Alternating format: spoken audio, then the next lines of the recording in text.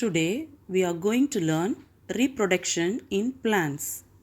Topics to be covered in this lesson are introduction, reproduction, sexual reproduction, and parts of a flower.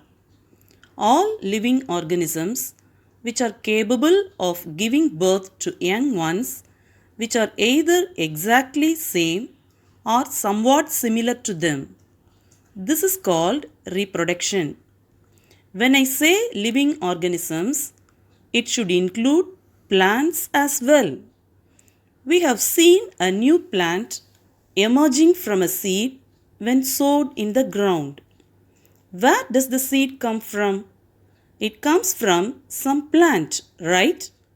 But have we seen all the plants giving us flower, fruits, and seeds? No. There are many plants that do not bear flowers and fruits. So, don't these plants reproduce? Or do they reproduce by some other means? Let's answer all these questions in this video, reproduction. Reproduction in plants can occur in two major ways. One type is sexual reproduction and the second is asexual reproduction. Now, I'll define what is reproduction. The process by which plants and animals produce young ones and increase their number is known as reproduction. Sexual reproduction is when plants reproduce from seeds.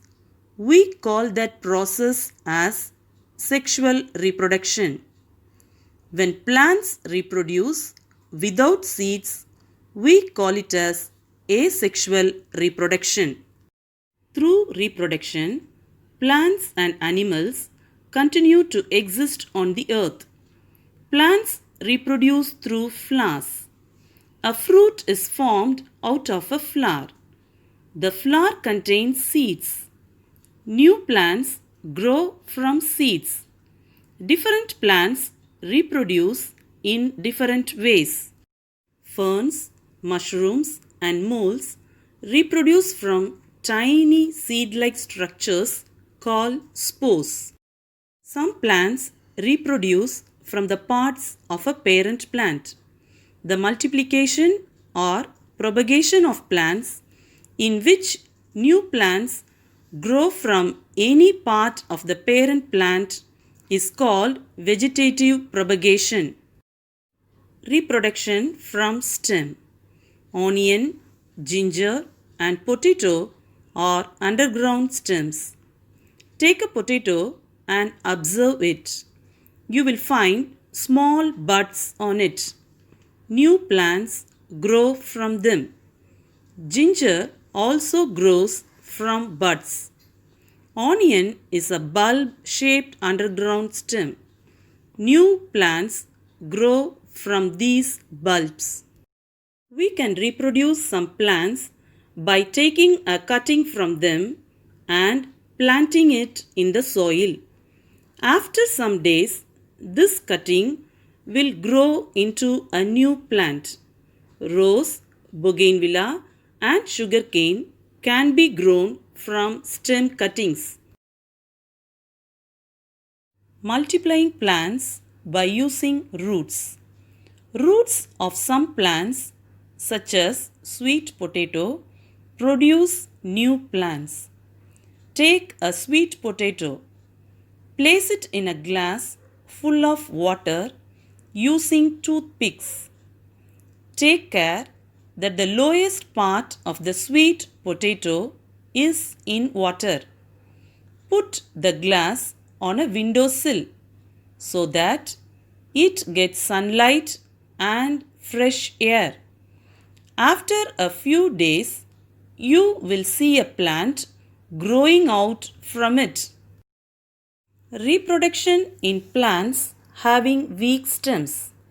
In strawberry, long stems grow over the soil surface and are called runners.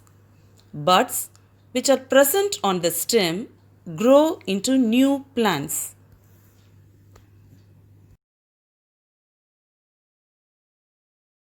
Reproduction from seeds.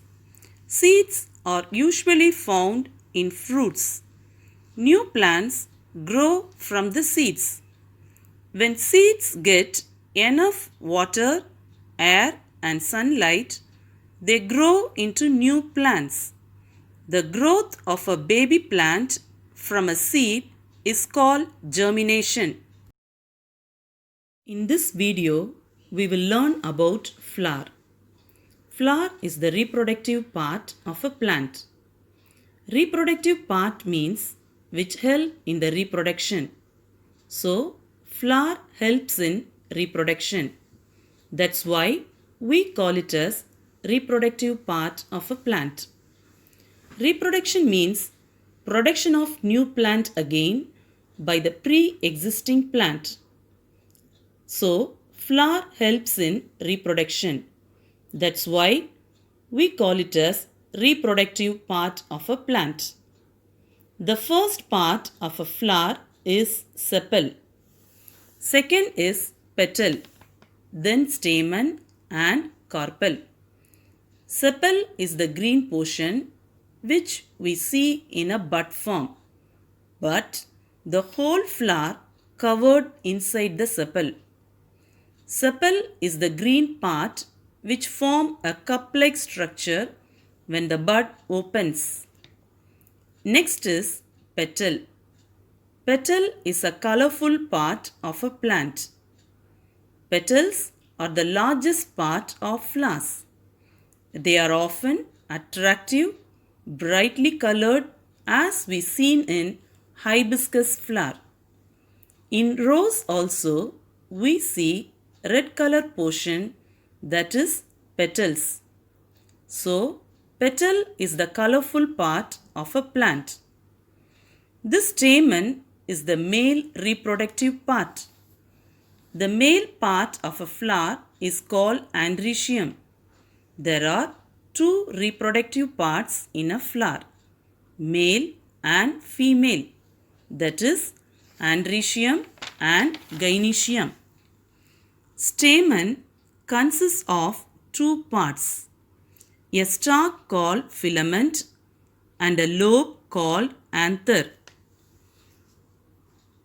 If you touch these lobes in a mature flower, we can get a powdery substance called pollen grains, male reproductive part.